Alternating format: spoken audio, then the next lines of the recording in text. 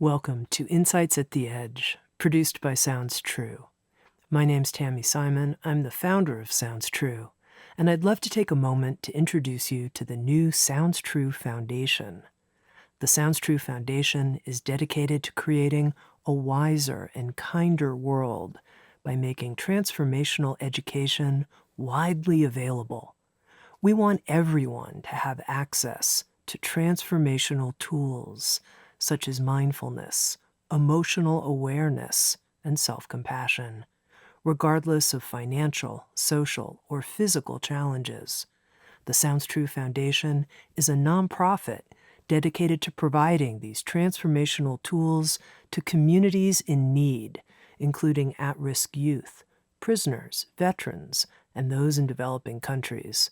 If you'd like to learn more or feel inspired to become a supporter, please visit SoundsTrueFoundation.org.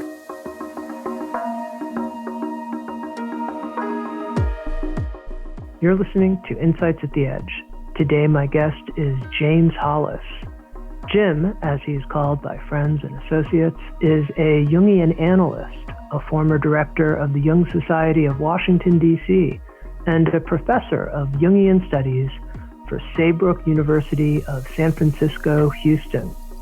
During this recording, he told me that he was just turning 80 years old. Jim Hollis is a best-selling author whose 15 books include Finding Meaning in the Second Half of Life, What Matters Most, and Living an Examined Life. With Sounds True, Jim Hollis has recorded an audio learning series called Through the Dark Wood and written a new book, Living Between Worlds, Finding Personal Resilience in Challenging Times. Recently, I've heard more and more people talking about how we have come upon a time where people are admitting that they are looking for more meaning in their life. And in my view, this search for meaning is the topic that Jim Hollis has devoted his entire life to exploring. If there was ever a person that I would call a meaning expert, not an expert in where meaning is out there, but where it is for each of us in our own experience, that person is James Hollis. Here's my conversation. Listen in. Jim, your new book is called Living Between the Worlds, Finding Personal Resilience in Challenging Times. It sounds like a book that was written right now during the COVID-19 challenge, this sense of being between the worlds and needing to find resilience in challenging times. And yet you conceived of this book and wrote this book a couple years ago, and over the past couple years. That's how long it takes with Sounds True for a book to come through its whole passage. What do you think? Were you prescient in a certain kind of way? No, I don't think so. Frankly, it's a subject that has been of interest to me from the very beginning in all the other books at some level. We live in a civilization that's in constant transition. And as Matthew Arnold put it once, and this quote's in the book, we wander between two worlds, one dead, the other powerless to be born. And we've lived in in-between times, really, since the 19th century, with the decline of a lot of the great institutions in the Western world, and all that psychic identification and sort of containment and direction has often fallen back onto the human psyche. And some people have been able to find very meaningful encounters with that opportunity, and others, of course, have regressed and or joined mass movements of all kinds and secular distractions and so forth. So I couldn't have known 2 years ago when I started what was headed towards us, but something is always headed toward us. So it wasn't a question of prescience. It's a question of just saying, nothing is constant in life, and we find ourselves frequently between understandings of ourselves and how the world works. And, we have to go back to the smithy and rework that periodically.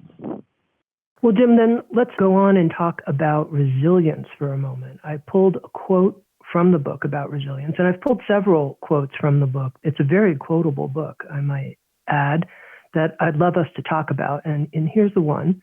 You write, Jung concluded that there was within each of us a deep resilience guided by some locus of knowing independent of ego consciousness.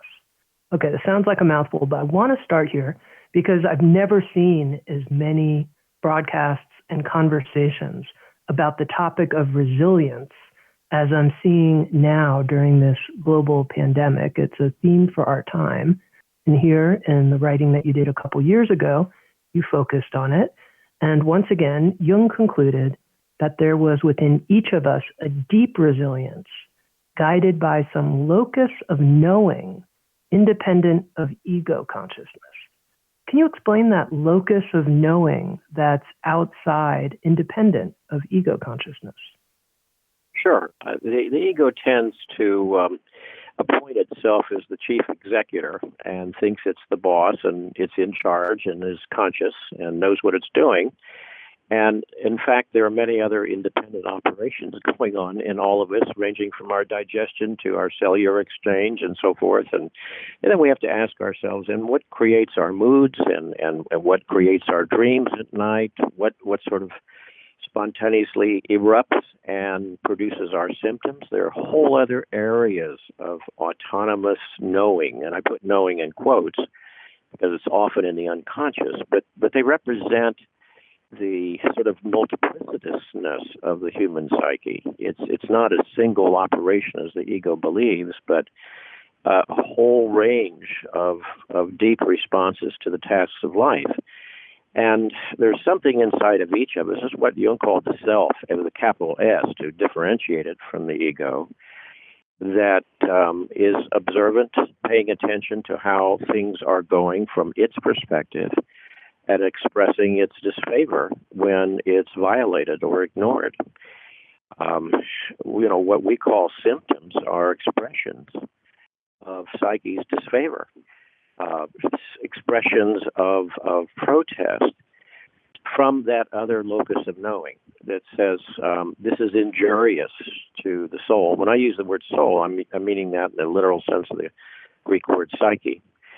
So it's a form of summons or accountability. And if it's true that there's something in each of us that's observing our life, knows what's right for us, and is seeking to communicate with us, it would only make sense from time to time to stop and pay attention and say, what is that other deeper layer of my own being trying to communicate to me? I know you mentioned symptoms can be an expression, messages from this locus of knowing. Can you give me some examples of that? Well, I think the first that comes to mind is what we call a depression. When a depression is not biologically driven, it's usually psyche's way of withdrawing energy from wherever we're putting it. In other words, I could spend all of my energies trying to be successful, whatever that means, and climb the mountain and even achieve all the goals. But if that emotional satisfaction that we expect will arise then is missing, then you realize the psyche is not amused, it's not impressed. And rather than just say, well, how quickly do I get rid of the depression, or do I medicate that away, we would say, why has psyche withdrawn its approval and support of my executive choices? And then to ask a very radical and yet obvious question, well, what would psyche want me to do instead? So let's say if we're adapted to and serving cultural goals around us that are supposed to give happiness and life satisfaction, and they're not, then maybe we need to reexamine those goals and what it is that really deeply touches and moves our souls. So frankly, we override our symptoms. We have them constantly. We override them until they intensify and knock on the door so loudly we can't avoid paying attention to them. Not many people pay attention to their dreams, for example, but every night On an average, we have about 6 dreams, and if you live to be 80 years old, 6 entire years of your life will have been spent dreaming. And that's a lot of activity, and nature doesn't waste energy. It would make sense to say, what's going on there, and what do I need to learn from that? But looking within is often the last place we would think of looking. You know, Jim, I want to bring this really down to earth for someone who's listening, who is looking to be more resilient right now during this period. Maybe they're suffering from an economic setback right now, or they're feeling a certain amount of loss during this time, maybe loss of a certain status that they had, or maybe they're even ill. They're needing to draw and find some resilience in their life. How would you take this quote from Jung that you introduced right in the beginning of the book in a chapter called Life in the Between, that this power of resilience is guided by this locus of knowing independent of ego consciousness? How would you bring that right down to what someone could do to feel more resilient?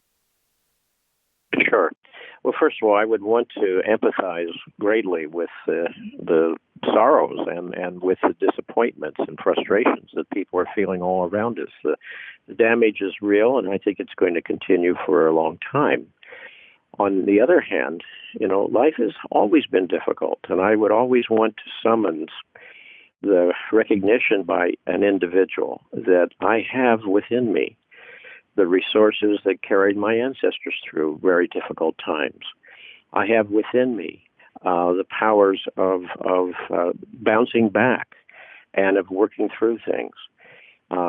We often think about how our ancestors suffered and often had perilous lives. Well, we do too, in quite different ways.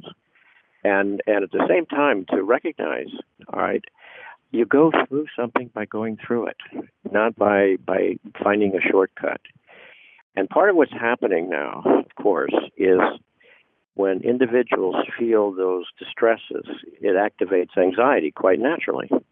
And when anxiety is activated, it triggers our earliest stories about ourselves and the world. Those are the stories of our formative childhood and often produces regression, such as excessive self-medication or depending on other people. But there is also an adult in each of us that if we stop and remember the obvious, what would the adult do with this? How does the adult cope with this? And it requires that kind of recognition that I have resources. Nature gives them to me. Rilke wrote in one of his letters to a young poet, he said, we are set down in life with the resources needed for life. Life is not alien to us. We are in it, and we are equipped. And I think for many people, they're learning to find the equipment of survival and of adaptation and imaginative possibilities. And I don't diminish the outer losses at all, which are real, severe, and I think lasting for many. Jim, right at the beginning of this call, before we started recording, I asked you about your own situation. You're 80 years old now, and I had heard from an editor at Sounds True that you had been diagnosed with cancer recently, and you mentioned to me that you'll be going in for surgery here in just a week. And I thought to myself, Jim, here he is. He's recording this podcast conversation with me.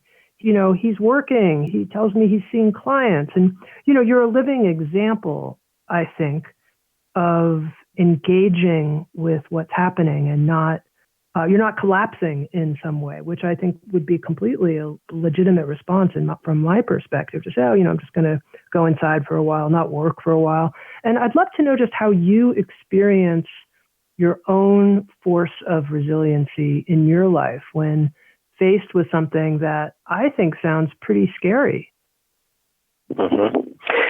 Well, first of all, what would it serve myself or anyone else to collapse and crawl under the bed, so to speak? My family history had cancer, so it doesn't come to me as a surprise. And I will be 80 on about 5 days after this, and the next day is the surgery. So, it's sort of like expected and on schedule. But in terms of working, seeing people and so forth, the clients, the work is valuable to me. In other words, it's a meaningful experience. I mean, I don't want to let folks down who want to engage that kind of conversation that we have in analysis. And I'm enriched by it. I mean, one could work in a frenetic way simply to sort of, dance all night to try to stay ahead of the Grim Reaper. But I don't think it's that. It's probably the most meaningful way I know to live this journey. A number of years ago, I suffered a loss that was far greater than this, the loss of my son. And someone asked me, well, how can you cope with that? And my only answer was, well, how would it serve my son if I were to shut down in some way? Isn't it useful and important for me to honor him by continuing to, embody, if possible, the values that he had and I had and we shared? And so, to me, this work, whether it's writing or therapy or a number of such activities, is profoundly meaningful. So, one way or the other, we're all headed in the same place. So, to me, it makes sense to try to find the ways that you most meaningfully live your journey and to do it. And one of the things I have found among so many people is not feeling a deep sense of permission to really be who they are, to feel what they feel, desire what they desire, and live the journey as best they can. And that's what I've been trying to do in the last years. And I'll keep doing it as long as I can because it still matters and it still means something to me. Mm-hmm. Now, this notion of living a meaningful life, in some ways, Jim, I think of you as a meaning expert. You write a lot about meaning and you have a lot of meaningful things to say about meaning. And I'm bringing that up because I think especially here during this time of the pandemic, people are admitting, at least I've heard this more and more, meaning is something I need more of in my life. I'm questioning my old life, the life I had before I started sheltering at home and doing certain things differently. And it's clear to me that I don't have as meaningful a life as I want. So for somebody who's in that inquiry within themselves, what are some directives from you, some directions, some suggestions of how they can deepen their own sense of living a meaningful life? Well, the first sentence of Aristotle's Metaphysics is that all humans by nature desire to know. By nature desire to know. I would add to that, all humans by nature are meaning-seeking, meaning-creating individuals. And, meaning is not something we can go out and find in South Dakota or someplace or in a single book. Meaning is something that is confirmed from inside. What is real for me and important for me is unique to me. And we may have something like that in common, but you have your journey and I have mine. And if I say to you, this is what you should do with your life, and you try it in good faith, and it isn't right for you, then it's not going to be confirmed from within. We have these elemental systems in us that we take for granted all the time, one of which is the feeling function. We don't choose feelings. We can choose to discard them, to anesthetize them, to project them onto others. But feeling is a continuing qualitative analysis of how things are going as experienced by the psyche. And so to pay attention and sort of say, but what is that really telling me, is to be in touch with this evaluative system that we have. It's also true that we have energy systems, and when our energies are being spent in the right direction, as seen from the experience of psyche, then, we're on a roll. We have that sense of flow. We can put up with all kinds of conflict and suffering and travail.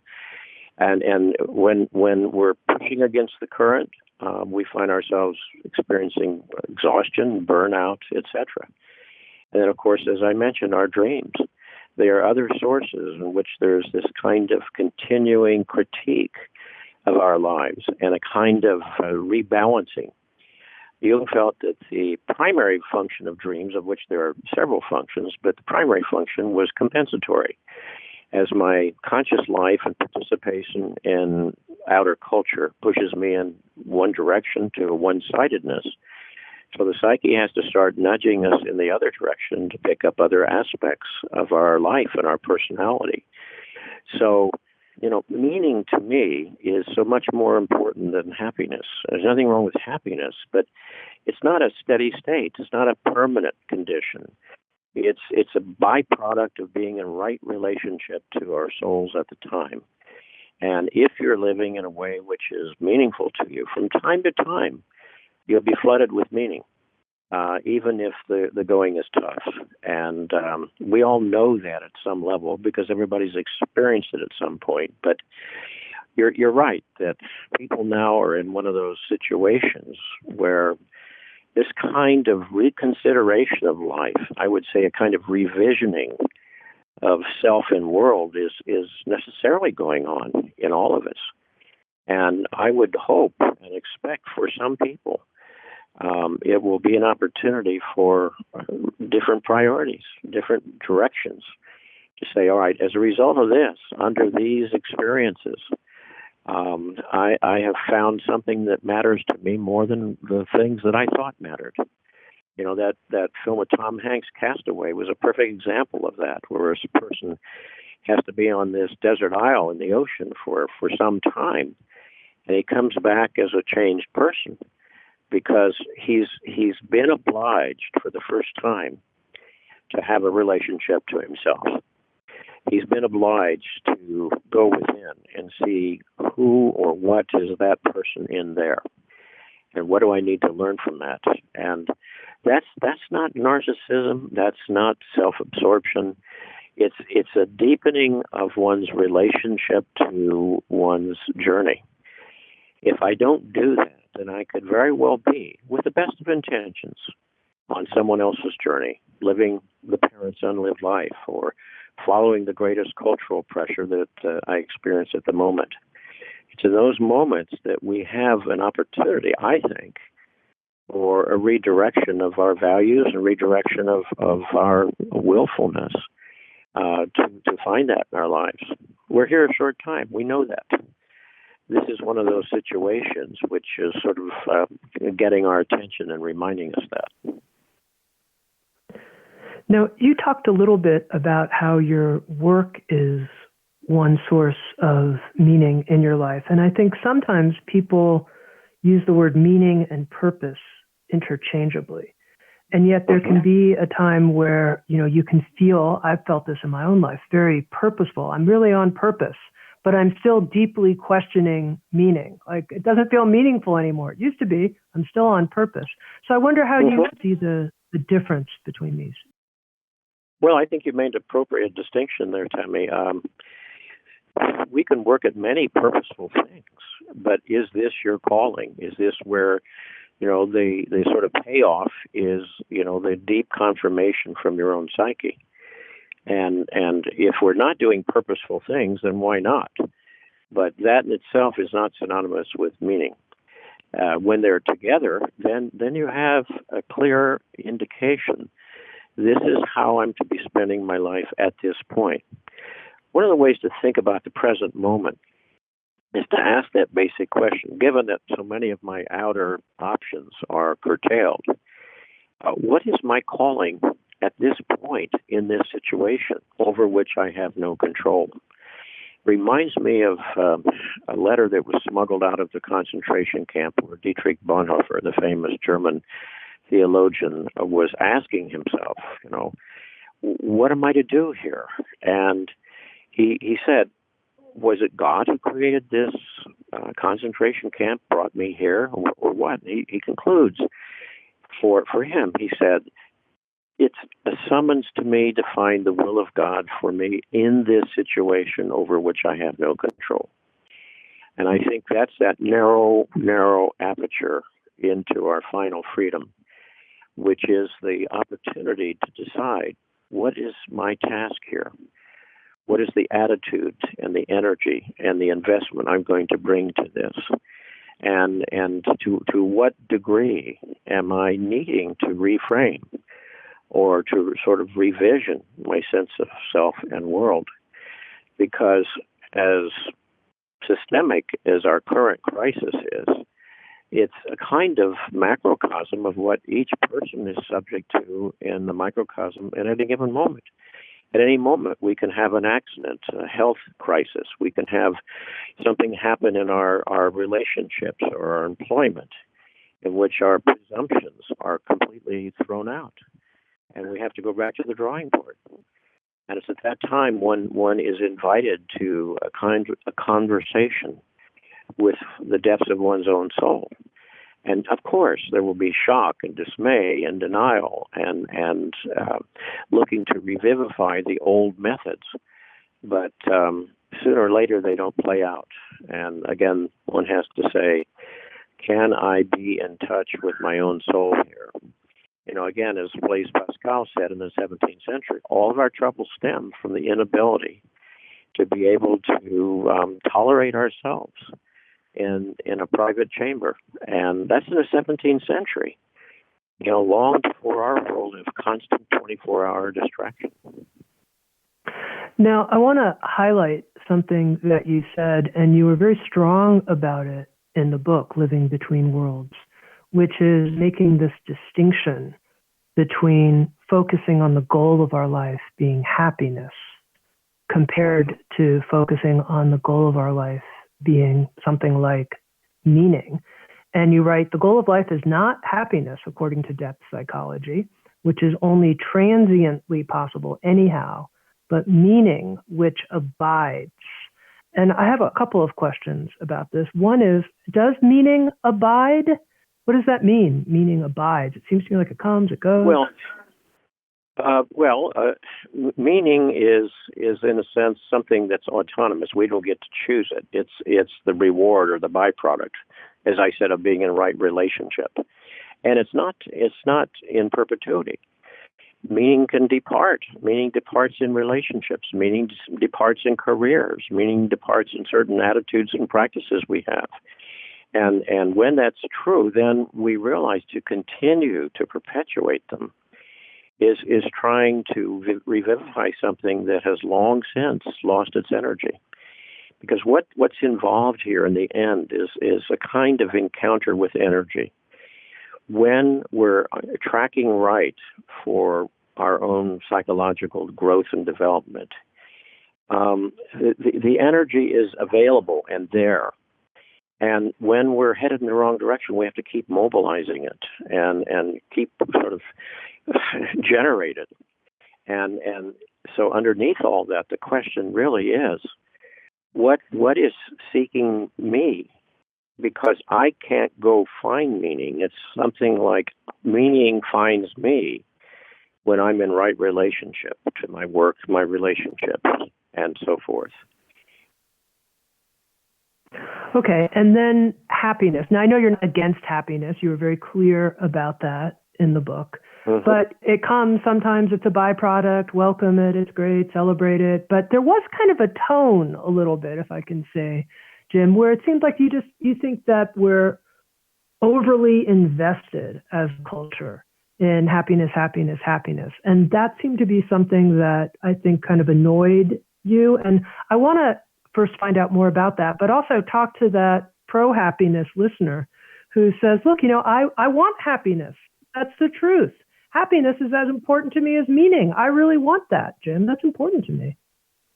Mm-hmm. Well, first of all, I think the key word you used there was overly invested. And secondly, I don't wish anybody to be unhappy. I want to be clear about that. Nor do I wish to be unhappy. I'm simply saying I think people have a certain kind of notion about happiness, that it's something that you can accomplish and will have a sense of perpetuity to it. It's a very transient experience.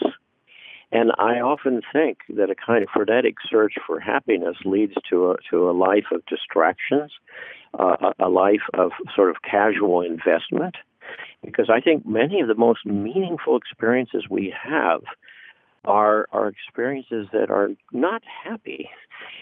I don't consider the work I do with individuals necessarily making me happy. What makes me happy is being able to have the kind of deepened conversation around the meaning of our joint journeys. That's where the meaning comes from. I don't enjoy being present to people's pain, to their conflicts, their sufferings, their disappointments, and yet, you know, I might be happier to go out and walk along the ocean or listen to music or watch a sporting event or something like that. But the whole point is there's nothing wrong with happiness. You can't force it.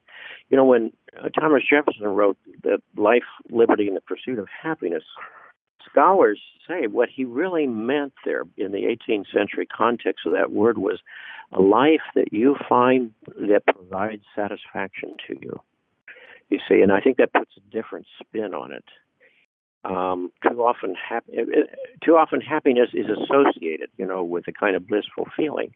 And it's also true, and I don't want to sound really pessimistic here or negative, but, when I am happy, I'm also mindful of the extraordinary suffering and injustice in this world. And that's always present because it's one has to be mindful that the other is always there. Therefore, happiness is not something that is just a kind of oblivion. It's always mindful and present to the suffering of the human condition, too. Okay, and you mentioned that in just a few days' time, you'll be turning 80 years old. Mm-hmm. And here I'm going to ask you, as someone who's just about 80 years old, when someone says, Jim, the meaning of your life, when you hear that question, what comes up for you? I think the meaning of my life has been the pursuit of questions that I had as a child. And I wouldn't have necessarily known it along the way, but I look back upon it. I think the basic questions that every child has, curiosity, is like, who am I? What am I called to in this world? What's the world about? Various questions of wonder, maybe even fear-driven at points. Those questions are the things that I think have animated and driven my life. I would say that I've been fortunate on the one hand. I mean, I grew up in a working class family with no education in the background. I was fortunate to be born into a culture where a poor child could go to school and learn and travel and develop and so forth. And not all pieces of history have provided that, of course, but that opened doors for me. And I think living the question, that's another line from Rilke. He says, we're not ready to live the answers. He said, we have to live the questions. And if you live them faithfully, in time, you might very well live into the answers to your questions. So, I'm perfectly able and willing today to live with ambiguity and uncertainty, which would not have been easy to the youth. But to recognize large questions are never solved; they're to be lived. What matters to you? Now go live that. And if you live it, again, you'll have a rich and rewarding life all along the way. Okay, believe it or not, I have more questions about meaning. You have a chapter in the book called A Map to Meaning, What We Can Learn from Jung. And there's a quote from that chapter, only when we engage the numinous in our lives can we reframe our suffering and find its meaning. And I thought that would be a wonderful quote for you to explain to our listeners. Only when we engage the numinous, people may or may not know what that means, in our lives, can we reframe our suffering and find its meaning. Yes, sure. Well, the numinous comes from a Latin verb that means to nod or beckon. It's something that comes to us. And when it comes to us, if it's important to us, it stirs a resonance in us. It stirs a response. I have often thought of a poem by Rilke in which the speaker is looking at this ancient statue of Apollo and is describing it in detail. And then as he describes it, he realizes that there's something in this stone that's also interrogating me. Something's looking at me. And then the poem breaks off, and it ends with a kind of non sequitur. It just says to the speaker, "You must change your life." And I used to puzzle over that poem, and I think what Rilke was getting at was the speaker observing how the human spirit had once entered, stone, dead matter, and had animated it and provided a spirit that lasts for millennia. That there's something marvelous about that, something mysterious. And once you've been in the presence of the large, you can't afford to be small anymore. This calls you to a larger place, a reframing of your experience. So when Jung said once, the only cure for a neurosis typically is a religious experience. And by that, he didn't mean, joining a religious group, although that may very well be the proper vehicle for one person or another. He meant where you have an experience or perspective that transcends the apparent contradictions, the apparent negativity of the experience itself. Grieving is one of those. The proper use of grieving is to recognize I only grieve what was rich and valuable for me. And I can carry that with me, even if I don't have the experience or the person with me at this moment. I honor them or it by valuing it in my life.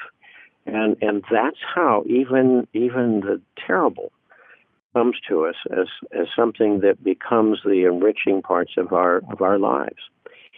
Numinosity is not something we create, it's something we respond to. So we'll just say if you and I walk into a museum and one painting moves me to tears and you're bored by it, which of us is right? Well, it's a foolish question. There's something in that painting, the arrangement of colors on a canvas, that touches something deep in your soul, and it doesn't in somebody else. And so the numinous means that we are really responding to the activation and resonance of our spirit in the encounter with the mysteries of the world. It can happen with people. The Hindu tradition of putting one's hands forward, the namaste saying, to bend, is not to say I'm bowing to you, I'm bowing to the numinous that I see in you. Of course, that becomes as conventional as a handshake, but nonetheless, the metaphor is a profoundly stunning one. I see depth and soul in you, and it is to that I pay my respects. Jim, again, I'm going to get personal for a moment, and I hope it's okay. You shared how the loss of your son was such a huge tragedy and grief for you. And I wonder when you hear this quote about reframing our suffering and finding its meaning through engaging the numinous, was there something in that loss, after that loss, that allowed you, through an engagement with the numinous, to reframe the suffering and find its meaning? Well, yes. First of all, for experiences that are real, death does not end them. These experiences continue. I actually have about a page reminiscence in the book of my last visit with my son in the mountains outside of Santa Fe, and how I so enjoyed with him those conversations about the things that mattered to both of us. Well, that goes on in me still. There's hardly an hour I don't think about it. It's certainly no single day is one which is a reflection upon that conversation. And for me, it actually sort of quickens the response that says, all the more reason why you sustain that kind of interest and that kind of dialogue. And it's not lost if you continue to value it. it's not lost if you continue to draw upon it. And the same would be true of a deceased brother, my parents, and other people. Everybody goes through losses. And to say, all right, I draw upon them, and I realize that I, through dumb luck, am privileged to live longer, and therefore I have some kind of obligation, I think, not just to be sort of frittering it away, but addressing things that matter to me. And it's a way in which we realize that death does not end relationships. They continue. To be honest with you, I pulled about 15 quotes from the book because there are so many good ones. Here's one towards the end of the book where you're writing about what makes a mature spirituality. And you write, a mature spirituality is one that obliges one to grow, to perhaps go deeper into life than is comfortable, and that demands I live with grief, fear, and limitations rather than inflation. I'd love to hear what it means to live with grief, fear, and limitations rather than inflation, because I think this is part of what some people are experiencing, especially now during this time of the pandemic where our outer lives have been so interrupted and people are finding themselves with themselves and saying, am I ready to go deeper into life, places where it's not comfortable, places that demand I live with grief, fear, and limitation rather than inflation. Explain especially that last part, rather than inflation. Sure. I think there can come an inflation. What we mean by that is the ego state is caught in its own delusion. And I consider a mature spirituality one in which the ultimate mystery of life, who we are, what this journey is about, what happens when we die, etc., that all of those mysteries are honored and preserved. And any theology, any philosophy, any psychology that has that sort of wrapped up into an easy package, I think has a tendency to infantilize people. I think that our spirituality is one of our areas where we are summoned to grow up. And a grown-up says, I have to be accountable here, and I have to, in a sense, not simply settle for these kind of received answers. I have to say, does this make sense of my experience? Does this fit in with my journey? If it doesn't, have the courage to discard it. And in no way will one's sort of spiritual values necessarily spare one from the privations and travails of life. I mean, life is difficult, and then you die, as the old saying has it. So the question is, right, which is the path for me that keeps alive these questions? I've always felt that it's the nature of the questions that gives us the interesting journey, not the answers. We all receive answers from our culture, our ancestors, our families, our religious traditions, whatever. And in a sense, for many people, that's just where they sort of shut it down. I think that's where you have to start. You have to ask basic questions. But does this really speak to me? Does this conform in some way or illuminate or deepen my personal experience?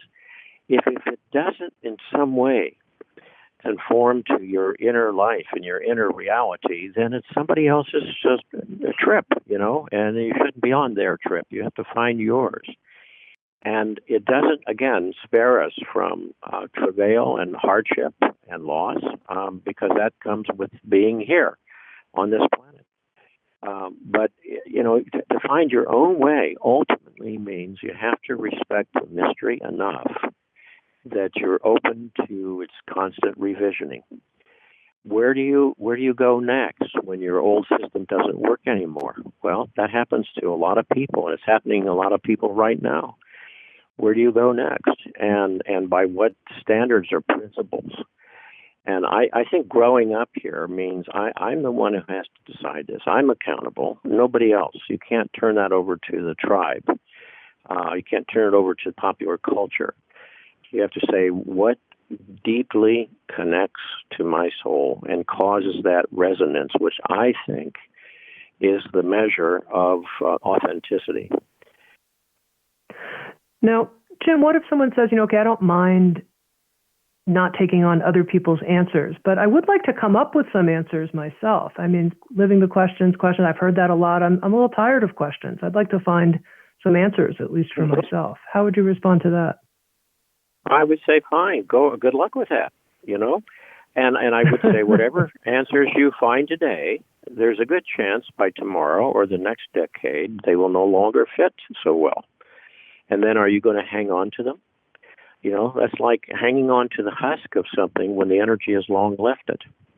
And that's what happens with folks. They stay stuck, many times, stay stuck by holding on to the husk of their experience when the energy has long left. That's what Nietzsche meant when he said God is dead in the 19th century. He wasn't making a theological statement. He was saying basically the energy has left most traditional forms of religion as I see it operating in the lives of individuals.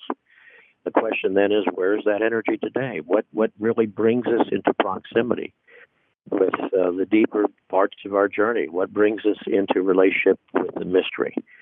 And when you track that, then you find, well, the answers are fine.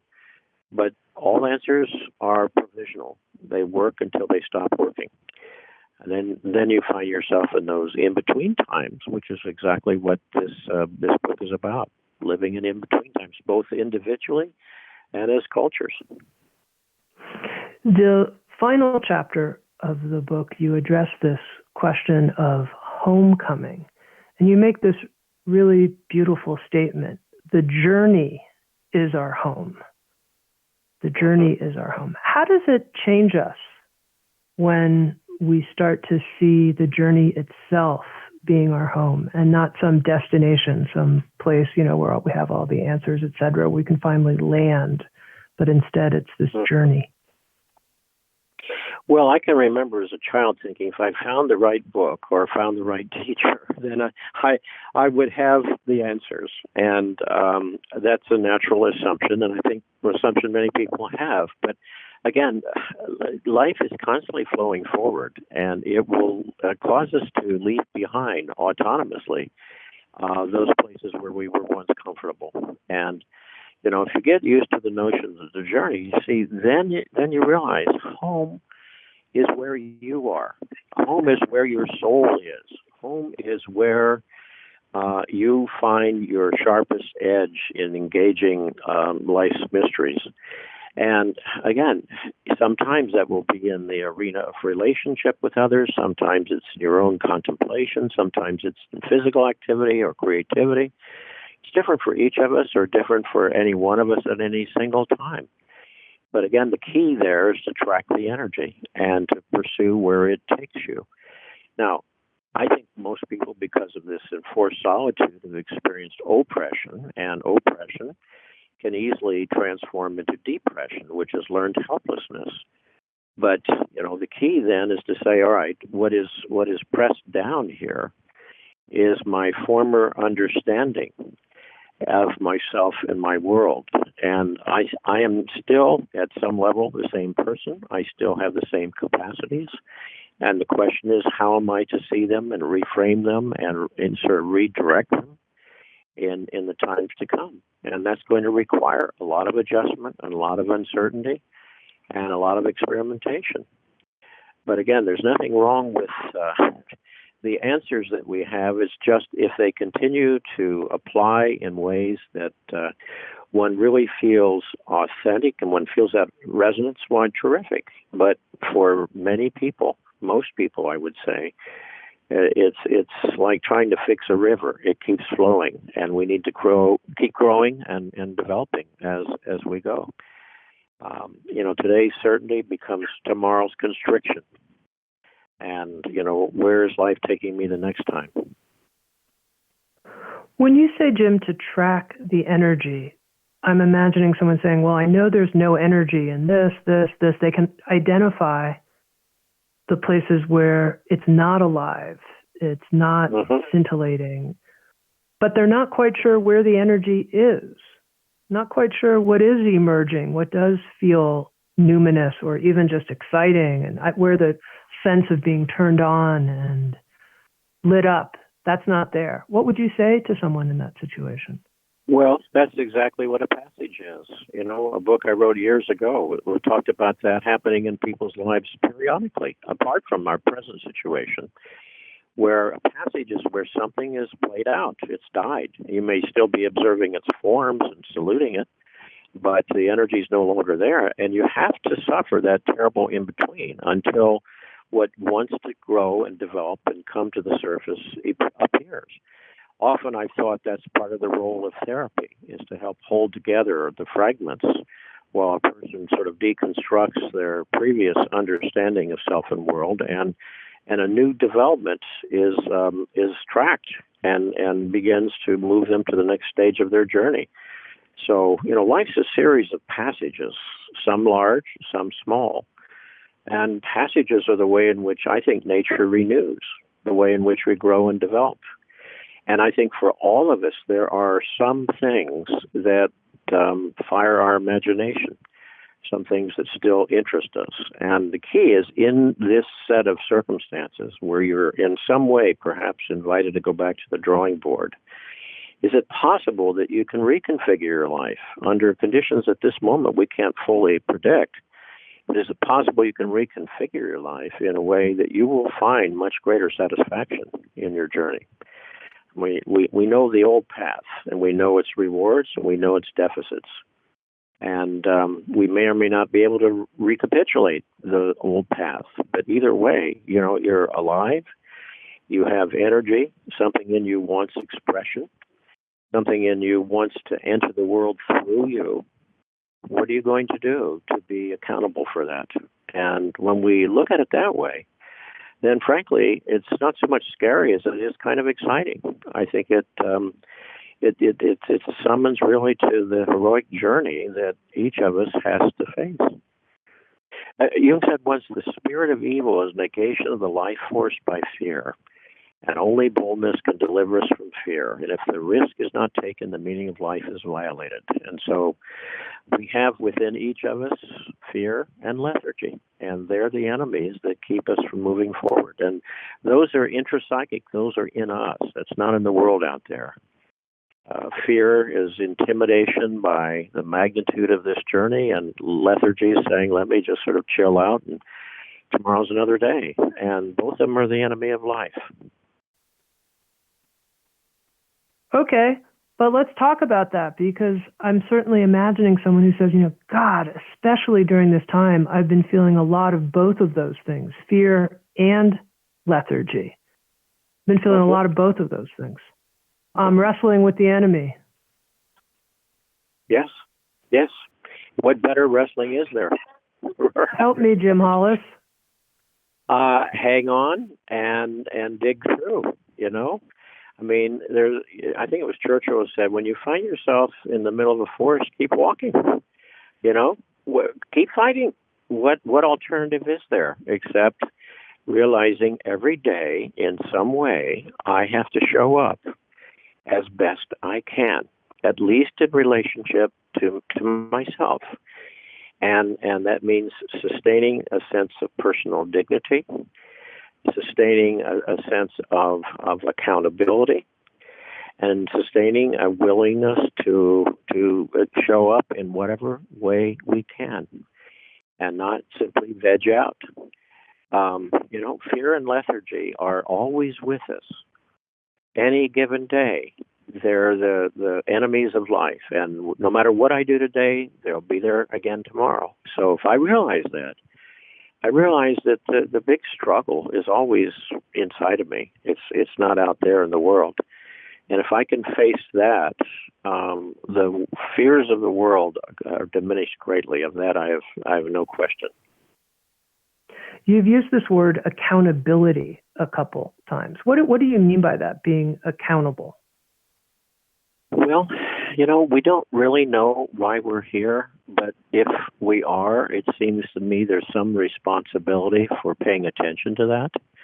I don't mean to say it's a specific assignment. I'm saying you've got to figure out what it means to be accountable to your being here, your incarnation here. Our culture defines us as socioeconomic units and so forth, and we're defined by our roles. But as you understand yourself, what do you find is really your summons to your own deeper personhood? And if we're not that, can we say we've been here? I mean, to move to the cliche of being on one's deathbed and reflecting on all this, to say, was I here? Did it matter? Were there times when I managed to show up as me rather than just filling a role or just sort of fitting in, which is, what we learn to do as children? Did I ever, in a sense, stand for something that mattered for me, whether the world knew about it or not? And I think that's the kind of question that often haunts people, whether they're aware of it or not. And there's another word that you've been using in our conversation that I find really interesting, very evocative for me, this word summons, that we're summoned in certain moments to certain things. What's summoning us? Our greater self?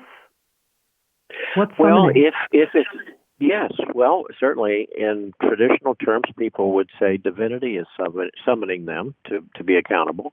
But in our present terms, if it's true, there is that other locus of knowing we talked about earlier, the self.